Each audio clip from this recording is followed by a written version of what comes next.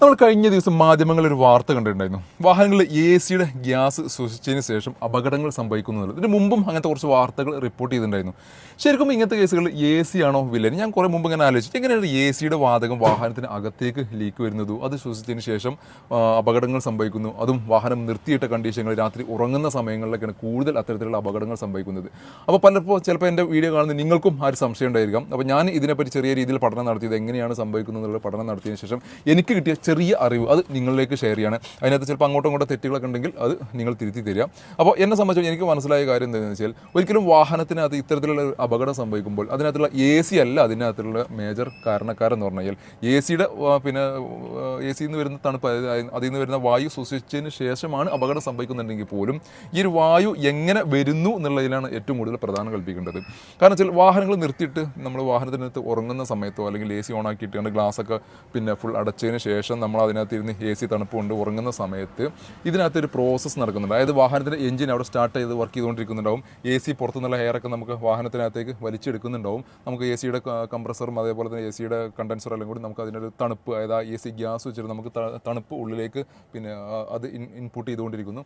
അങ്ങനെയാണ് ഒരു മൊത്തത്തിലുള്ള ഒരു പ്രോസസ്സ് നടക്കുന്നത്. അപ്പോൾ അവിടെ അതിനകത്ത് AC വർക്കിംഗ് ആണ്, വാഹനത്തിനകത്ത് എഞ്ചിനും വർക്കിംഗ് ആണ്. ഇത് രണ്ടും വർക്കായാൽ മാത്രമേ നമുക്ക് ആ ഒരു കൂൾ എന്നുള്ള ആ ഒരു പ്രോസസ്സ്, നമുക്ക് AC തണുപ്പിക്കുക എന്നുള്ളൊരു പ്രോസസ്സ് അവിടെ നടക്കുള്ളൂ. അപ്പോൾ ഇതിനകത്ത് അപകടം എങ്ങനെ സംഭവിക്കുന്നതെന്ന് വെച്ച് കഴിഞ്ഞാൽ, നമ്മുടെ വാഹനത്തിനകത്ത് എഞ്ചിൻ വർക്കാവുന്ന സമയത്ത് കാർബൺ മോണോക്സൈഡാണ് വാഹനത്തിനകത്ത് എഞ്ചിനകത്ത് നമുക്കതിപ്പോൾ നമ്മൾ സൈലൻസറിലൂടെ വരുന്ന പുകയുണ്ടല്ലോ, അത് കാർബൺ മോണോക്സൈഡായിട്ടാണ് എഞ്ചിൻ പുറത്തേക്ക് തള്ളുന്നത്. ഈ കാർബൺ മോണോക്സൈഡിനെ വാഹനത്തിൻ്റെ സൈലൻസറിന്, അത് നിങ്ങൾ ചില വാഹനത്തിൽ, നല്ല എല്ലാ വാഹനത്തിൻ്റെയും സൈലൻസറിൻ്റെ ഭാഗങ്ങളിൽ, അതായത് തുടക്കം ഭാഗങ്ങളിൽ നമ്മുടെ എഞ്ചിൻ്റെ ആ ഭാഗത്തായിട്ട് ഒരു തേനീച്ച കൂട് പോലത്തെ ഉണ്ട കണ്ടിട്ടുണ്ടാവും. പലരും ചിലപ്പോൾ കണ്ടിട്ടുണ്ടാവും, ചിലപ്പോൾ കണ്ടിട്ടുണ്ടാവില്ല.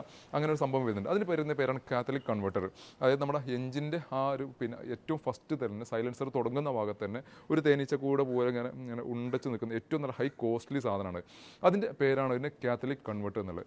അപ്പോൾ ഈ കാർബൺ മോണോക്സൈഡ്, അതായത് എഞ്ചിനകത്ത് നടക്കുന്ന പുറത്തേക്ക് വരുന്ന കാർബൺ മോണോക്സൈഡിനെ എന്ത് ചെയ്യും, കാത്തലിക് കൺവെർട്ടറിലേക്ക് വന്നതിന് ശേഷം ആ കാത്തലിക് കൺവെർട്ടർ അത് കാർബൺ ഡൈ ഓക്സൈഡ് ആയിട്ട് എന്ത് ചെയ്യും, പുറത്തേക്ക് സൈലൻസറിലൂടെ പുറത്തേക്ക് തള്ളും. കാരണം കാർബൺ മോണോക്സൈഡ് ഒരു വിഷവാതകമാണ്. അതുകൊണ്ട് തന്നെ അത് കൺവെർട്ട് ചെയ്തതിന് ശേഷമാണ് കാർബൺ ഡൈ ഓക്സൈഡ് ആയിട്ടാണ് സൈലൻസറിലൂടെ എന്ത് ചെയ്യുന്നത്, പുറത്തേക്ക് തള്ളുന്നത്.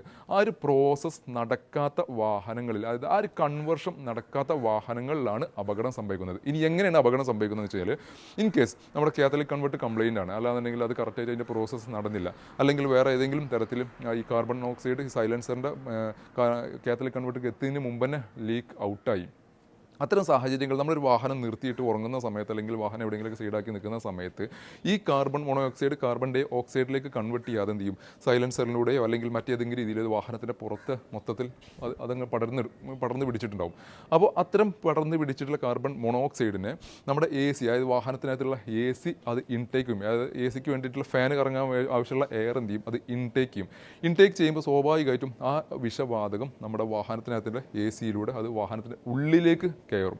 അത് പതിയെ കുറേ സമയത്ത് ഇങ്ങനെ ഈ കാർബൺ മോണോക്സൈഡ് ഇങ്ങനെ ഉള്ളിലുള്ള ആൾ അത് ശ്വസിച്ച് കഴിഞ്ഞാലാണ് ബോധരഹിതം അപകടങ്ങളൊക്കെ സംഭവിക്കുന്നത്. അപ്പോൾ അത്തരത്തിൽ ഈ കാത്തലിക് കൺവെർട്ട് ഏതെങ്കിലും തരത്തിൽ പരാജയപ്പെടുക, അതിൻ്റെ പ്രവർത്തനം പരാജയപ്പെടുമ്പോഴാണ് എന്ത് ചെയ്യുന്നത്, നമുക്ക് ഈ വിഷവാതകം വാഹനത്തിനകത്തേക്ക് ഉള്ളിൽ എത്തുന്നതും നമുക്ക് അതിനകത്തുള്ള അപകടങ്ങൾ സംഭവിക്കുന്നു. അപ്പോൾ ഒരിക്കലും AC എന്നുള്ളൊരു ഇതല്ല അതിനകത്തൊരു മേജർ വില്ലനായിട്ട് നിൽക്കുന്നത്. ഈ രീതിയിൽ എഞ്ചിൻ പുറത്ത് തള്ളുന്ന കാർബൺ മോണോക്സൈഡിനെ കാത്തലിക് കൺവെർട്ടർ അത് കൺവെർട്ട് ചെയ്ത് കാർബൺ ഡൈ ഓക്സൈഡ് ആക്കി മാറ്റാനോ അതിൽ എന്തെങ്കിലും ഫാൾട്ടുകൾ സംഭവിച്ചാലാണ് കൂടുതൽ അപകടങ്ങൾ AC-യുടെ ഈ ഒരു വാതകം മൂലം സംഭവിക്കുന്നത് എന്നാണ് എനിക്ക് കിട്ടിയ ചെറിയ അറിവ്. തെറ്റുണ്ടെങ്കിൽ തിരുത്തുക. ഒരു അടിപൊളി സെഡാൻ സെഗ്മെന്റിൽ എന്നൊരു വേർണ സ്റ്റോക്ക് വന്നിട്ടുണ്ട്. അപ്പോൾ ഈ ഒരു ഡീറ്റെയിൽസും കൂടി നിങ്ങൾക്കൊന്ന് ഷെയർ ചെയ്യാമെന്ന് വെച്ചു. അറിയാത്ത ഒരുപാട് പേരുണ്ട്, എങ്ങനെ സംഭവിക്കുന്ന അറിയാത്ത ഒത്തിരി പേരുണ്ടാവും. അപ്പോൾ അവർക്ക് വേണ്ടിയിട്ട് ചെറിയൊരു ഇൻഫർമേഷനാണ്. 2012 മോഡലിൽ നിൽക്കുന്ന ഹ്യൂണ്ടൈൻ്റെ വെർണ ഡീസൽ എഞ്ചിനിൽ നിൽക്കുന്ന സിംഗിൾ ഓണർഷിപ്പിൽ 1,00,000 കിലോമീറ്റർ ഓടിയിട്ടുള്ള EX എന്ന പേരിൽ നിൽക്കുന്ന വാഹനം 1.6 വെർണ ഒത്തിരി വാഹനങ്ങൾ നമ്മൾ കാണിച്ചിട്ടുണ്ടായിരുന്നു. എല്ലാ വാഹനങ്ങളും അത്യാവശ്യം ബുക്കിംഗ് കാര്യങ്ങളെല്ലാം ലഭിച്ചിട്ടുണ്ടായിരുന്നു. ഇപ്പോൾ അത് പുതിയ സ്റ്റോക്ക് ആയിട്ട് വന്നതാണ്. ചെറിയ ബഡ്ജറ്റിൽ സ്വന്തമാക്കാൻ പറ്റിയ അത്യാവശ്യം നല്ല യാത്രാ കംഫർട്ട് കാര്യങ്ങളെല്ലാം അത്യാവശ്യം പവർ കാര്യങ്ങളെല്ലാം പ്രൊഡ്യൂസ് ചെയ്യുന്ന ഒരു സെഡാൻ വാഹനം. ഈ ഒരു വാഹനം 2012 മോഡലിൽ പോലും ഈ ഒരു വാഹനം സ്വന്തമാക്കാൻ വെറും 3,35,000 രൂപ. അതും ഡീസൽ എഞ്ചിനിൽ നിൽക്കുന്ന സിംഗിൾ ഓണർഷിപ്പിൽ നിൽക്കുന്ന KL 48 നമ്മുടെ വടക്കാഞ്ചേരി രജിസ്ട്രേഷൻ വാഹനം. EX എന്ന പേരിലാണ് ബേസിക്കലി വേണ്ട ഫീച്ചേഴ്സ് കാര്യങ്ങളെല്ലാം നിൽക്കുന്ന. 4 പവറിൻ്റെ AC പവർ സ്റ്റാരിംഗ് തുടങ്ങിയിട്ടുള്ള ബേസിക്കലി വേണ്ട ഫീച്ചേഴ്സ് കാര്യങ്ങളെല്ലാം നിൽക്കുന്ന അത്യാവശ്യം നല്ല ഇന്റീരിയർ സ്പേസും നല്ല എക്സ്റ്റീരിയർ ക്വാളിറ്റിയിൽ നിൽക്കുന്ന ഈ ഒരു വാഹനം. ഇതിനകത്ത് ഓൾമോസ്റ്റ് 2,75 to 3 ലക്ഷം വരെ നമുക്ക് ഫിനാൻസ് സൗകര്യം സൗകര്യം അവൈലബിൾ ഒരു വാഹനം കൂടിയാണിത്. ഇനി നേരെ ചെറിയ ബഡ്ജറ്റ് ഒരു ഹാച്ച് ബാക്ക് സെഗ്മെൻറ്റിൽ ഒരു ഹ്യൂണ്ടൈൻ്റെ ഗ്രാൻഡ് ഐറ്റം വന്നിട്ടുണ്ട്. ആസ്റ്റ 2014 മോഡൽ നിൽക്കുന്ന വാഹനം. ആസ്റ്റ എന്നാൽ ഏറ്റവും ഫുൾ ഓപ്ഷൻ വരുന്ന ബട്ടൺ സ്റ്റാർട്ടും അതേപോലെ അലോയ് വീൽസും ബാക്ക് വൈപ്പറും ഡിഫോഗർ തുടങ്ങിയിട്ടുള്ള എല്ലാ ഫീച്ചേഴ്സ് കാര്യങ്ങളെല്ലാം നിൽക്കുന്ന അത്യാവശ്യം നല്ല നീറ്റ് ആൻഡ് ക്ലീൻ ആയിട്ട് നിൽക്കുന്ന ഒരു വാഹനം. സിംഗിൾ ഓണർഷിപ്പിൽ 67,000 കിലോമീറ്റർ മാത്രമേ ഈ ഒരു വാഹനം റൺ ചെയ്തുള്ളൂ. പ്രോപ്പർ സർവീസ് കാര്യങ്ങൾ എല്ലാം പോയിട്ടുള്ള പെട്രോൾ എഞ്ചിൻ 1.2 കാപ്പ എഞ്ചിനിൽ വരുന്ന വാഹനം കൂടിയാണിത്. സീറ്റ് കവർ കാര്യങ്ങളെല്ലാം അഡീഷണലി ആഡ് ഓൺ ചെയ്തിട്ടുണ്ട്. എക്സ്ട്രാ ആക്സറീസ് ആയിട്ട് പ്രത്യേകിച്ച് ഒന്നും ചെയ്യാനില്ലാത്ത ഈ ഒരു വാഹനം സ്വന്തമാക്കാൻ വെറും 3,40,000 രൂപ, ഓൾമോസ്റ്റ് 2,80,000-2,90,000 വരെ നമുക്ക് ലോൺ സൗകര്യം അവൈലബിൾ ഒരു വാഹനം കൂടിയാണിത്. അവർ 50,000 രൂപ ഡൗൺ പേയ്മെൻറ്റ് ഈ ഒരു വാഹനം സ്വന്തമാക്കാം. അല്ലാന്നുണ്ടെങ്കിൽ ഡീസൽ വേണയും നിങ്ങൾക്ക് സ്വന്തമാക്കാം. 2 വാഹനം നമ്മുടെ സ്റ്റോക്ക് അവൈലബിൾ ആണ്. ഇതുപോലത്തെ ഒരുപാട് വാഹനങ്ങൾ നമ്മുടെ ഇന്നും സ്റ്റോക്ക് കയറാനുണ്ട്. വൈകുന്നേരത്തോടു കൂടി ഒരുപാട് വാഹനങ്ങൾ നമുക്ക് സ്റ്റോക്ക് കയറുന്നുണ്ട്. അതെല്ലാം ഞങ്ങൾ വീഡിയോസ് ആയിട്ട് നിങ്ങളുടെ മുന്നിലേക്ക് എത്തിക്കുന്നുണ്ട്. അത് നിങ്ങൾക്ക് കിട്ടണമെന്നുണ്ടെങ്കിൽ ഞങ്ങളുടെ പേജ് ഫോളോ ചെയ്യുക.